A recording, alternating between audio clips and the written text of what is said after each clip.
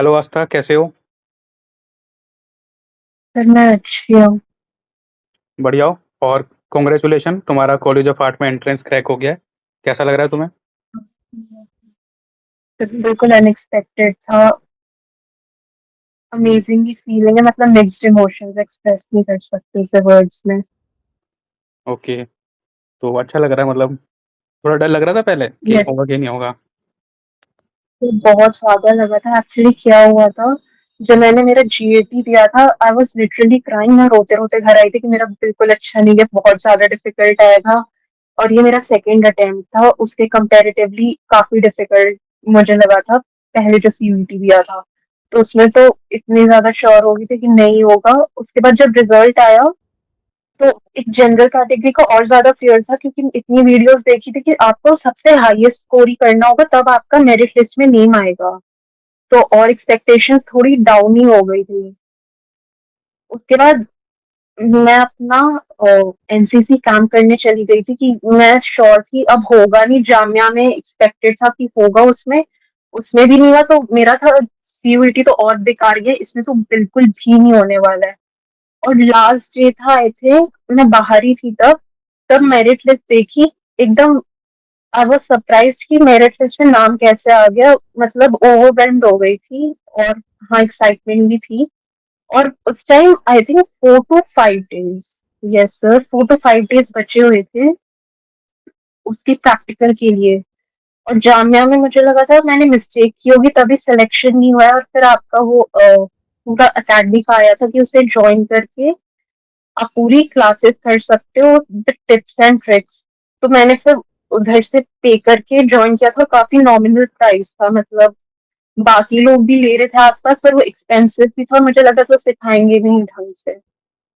उसके बाद आपकी क्लासेस ज्वाइन की। और जो आपने जितने भी ह्यूमन फिगर्स बताए थे यूट्यूब पे और क्लास में, मैंने ट्राई किया था कि अभी मैं इस वाली फील्ड में न्यू हूँ, मतलब प्रैक्टिस की हुई है। पर आपको जब मैंने पूरी अपनी पिक्चर सेंड की अपने काम की, तो आपने बताया था कि इसमें काफी ज्यादा फॉल्ट्स हैं, इसमें और इम्प्रूवमेंट हो सकती है।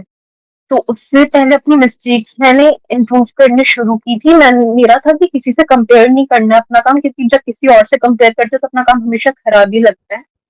अपना काम और बेटर करो, अपने से जो पहला काम किया उसे इम्प्रूव करने की कोशिश करो।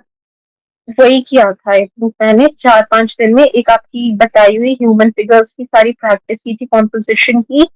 और जो जो आपने बताया था कि बैकग्राउंड कैसे बनाना है, आई थिंक वैसा ही सिमिलर क्वेश्चन भी आया था एक रीम का अप्लाइड आर्ट में।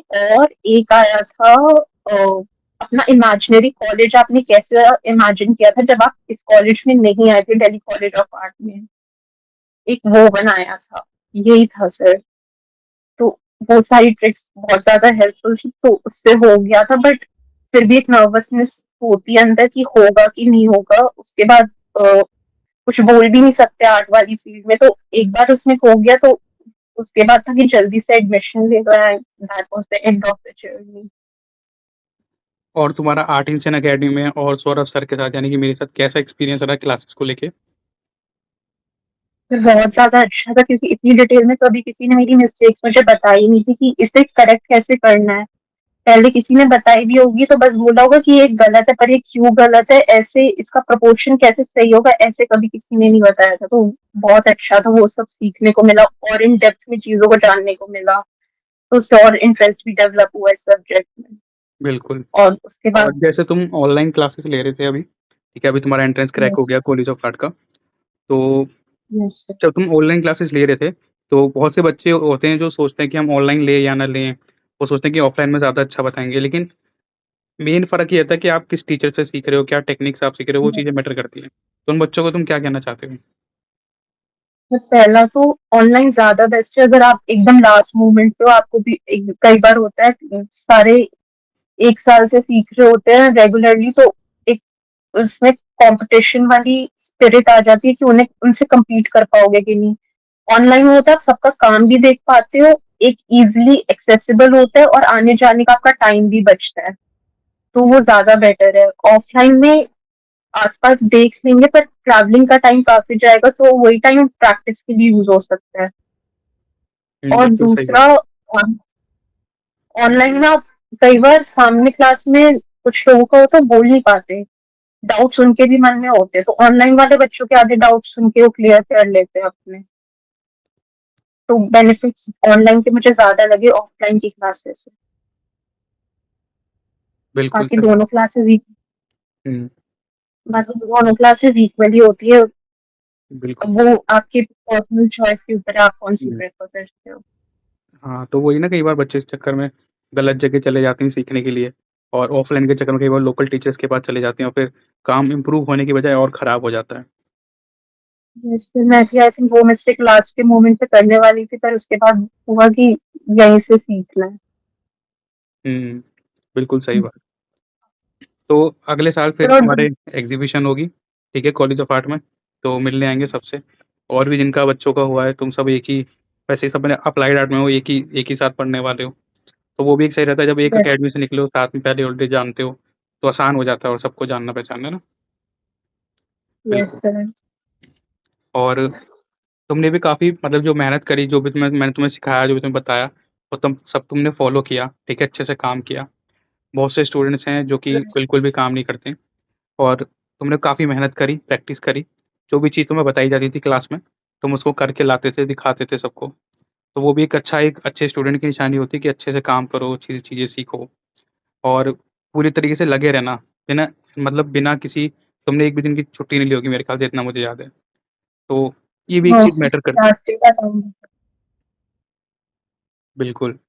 पाँच मतलब लास्ट के 5 डेज में आपका एड्रेनलिन रश और ज्यादा बढ़ गया था कि हुँ, पूरा ही करके जाओ, लास्ट का डे है। जितना होगा उतना कम लग रहा था उस टाइम पे तो। और दूसरा था सर, आपने एक बार हमें लास्ट के 1 दिन पहले प्रैक्टिस के लिए टाइम लिमिट में पूरा वो दिया भी था, स्टिल लाइफ, और वो अभी स्ट्रोक्स की प्रैक्टिस हुई हुई थी, मुझे उतनी अच्छी तो नहीं लगी, पर एक था आपने एक और चीज बताई थी कि अपना काम आसपास के लोगों से कंपेयर मत करना, या तो आपका कॉन्फिडेंस ओवर कॉन्फिडेंट हो जाओगे या अंडर कॉन्फिडेंट। तो आसपास के लोगों का मुझे काम अच्छा लग रहा था, पर आपने जो ट्रिक्स बताई थी मैं बस उसी को फॉलो कर रही थी कि 45 डिग्री पे पेंसिल चलानी और शेड करना है। तो देखो उन्हीं ट्रेड सीक्रेट्स के ज़रिए तुम्हारा एंट्रेंस क्रैक हो गया आसानी से। तो ये चीज़ें मैटर करती हैं। कुछ सीक्रेट्स होते हैं, टेक्निक्स होती हैं, बहुत चीज़ें पता होनी ज़रूरी है, जब एंट्रेंस देने जा रहे हो। बहुत से बच्चे कई बार प्रैक्टिस नहीं करते, वो सोचते हैं हम खुद से कर लेंगे। तो उनको तुम क्या बोलोगे जो खुद से करने के बारे में सोचते हैं और फिर और काम खराब कर लेते हैं गलत प्रैक्टिस करके?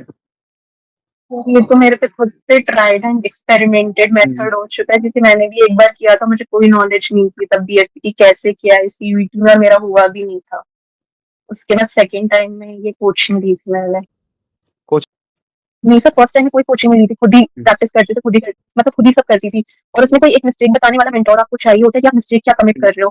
खुद से तो सबको लगता है कि सही है या गलती है, बट एक कोई आपको गाइडेंस दे देता है कि ये वाली मिस्टेक है, इस पे इम्प्रूव करो, तो एक आपको साइड दिख जाती है कि इस बात पे ही चलना है, इसे इम्प्रूव करना है, तभी आपका काम बेटर होगा। मतलब मैं करती थी क्वांटिटी में, पर वो काम अच्छा नहीं होता था। आपकी क्लासेस ज्वाइन करने के बाद मैं एक ही तो काम करती थी, पर क्वालिटी पे फोकस करने का ट्राई करती थी। बिल्कुल सही बात। तो ये और तुम्हें हमारे चैनल के बारे में पता कैसे चला? मतलब आर्ट इन अकेडमी के बारे में और मेरे बारे में कैसे पता चला था तुम्हें? मतलब मुझे इतना आइडिया तो नहीं था, पर हाँ मैंने एक बार वीडियोस देखी थी और यूट्यूब चैनल पे मैंने आपको देखा था वहीं से, और उसी की वीडियोस भी अभी भी फॉलो करती हूँ। बिल्कुल, बिल्कुल, सही बात। तो कांग्रेचुलेशन ठीक है, आस्था कि तुम्हारा एंट्रेंस क्रैक हो गया और नेक्स्ट ईयर मिलते हैं फिर कॉलेज में। सबकी एग्ज़िबिशन देखेंगे, कैसा लगेगा, मज़ा आता है सबकी एग्ज़िबिशन देखने में भी। किस तरीके से तुम काम आगे इम्प्रूव करोगे और भी चीज़ें सीखोगे। ठीक है, तो बेस्ट ऑफ लक अपने फ्यूचर के लिए और कॉलेज ऑफ आर्ट के लिए क्योंकि तुमने अप्लाइड आर्ट से क्रैक किया और अप्लाइड आर्ट से बेसिकली और ज़्यादा डिफिकल्ट हो जाता है क्योंकि कॉम्पिटिशन बहुत ज़्यादा है अप्लाइड आर्ट में, है ना? लेकिन अप्लाइड यस आर्ट में सर। जॉब ज़्यादा है, तुम्हें अपॉर्च्युनिटी और ज़्यादा मिलेंगी। Yes sir. ठीक है, thank you so congratulation much sir. Again congratulations and best of luck for your future. Thank you sir. Bye. Bye sir.